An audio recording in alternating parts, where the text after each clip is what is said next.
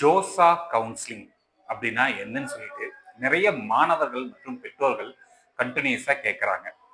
இந்தியாவோட தலை சிறந்த கல்வி நிறுவனங்கள், அதாவது இன்ஜினியரிங் படிக்கிறதுக்கு தலை சிறந்த கல்வி நிறுவனங்களான ஐஐடி, என்ஐடி, ட்ரிபிள் ஐடி மற்றும் சிஎஃப்டிஐ அப்படிங்கிற இந்த 4 வகையான கல்வி நிறுவனங்கள்ல சேர்றதுக்கு நம்ம இந்த ஜோசா கவுன்சிலிங் வழியா தான் சேர முடியும்.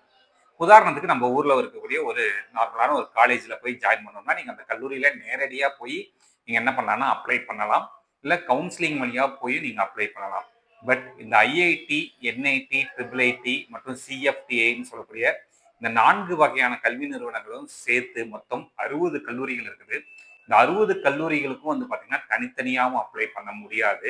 இந்த 60 கல்லூரிகளுக்கும் சேர்த்து ஒரு கவுன்சிலிங் ப்ராசஸ் தான் இந்த ஜோசா கவுன்சிலிங்னு சொல்லுவாங்க.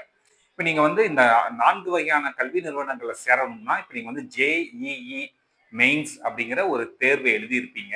இந்த ஜேஇஇ மெயின்ஸ் எக்ஸாம் எழுதுனா மட்டும் இங்க பத்தாதுங்க. இந்த எக்ஸாமோட ஸ்கோர் கார்டு வரவும், இந்த ஸ்கோர் கார்டை வச்சு நம்ம என்ன பண்ணணும்னா, ஜோசா கவுன்சிலிங் அட்டன் பண்ணணும். இந்த ஜோசா கவுன்சிலிங் சாய்ஸ் ஃபில் பண்ணணும். அதுக்கடுத்து தான் அவங்க வந்து கல்லூரிகள்ல உங்களுக்கு வந்து சீட்டுங்கிறது அலோகேட் பண்ணுவாங்க. இதுதான் ஜோசா கவுன்சிலிங் ப்ராசஸ்.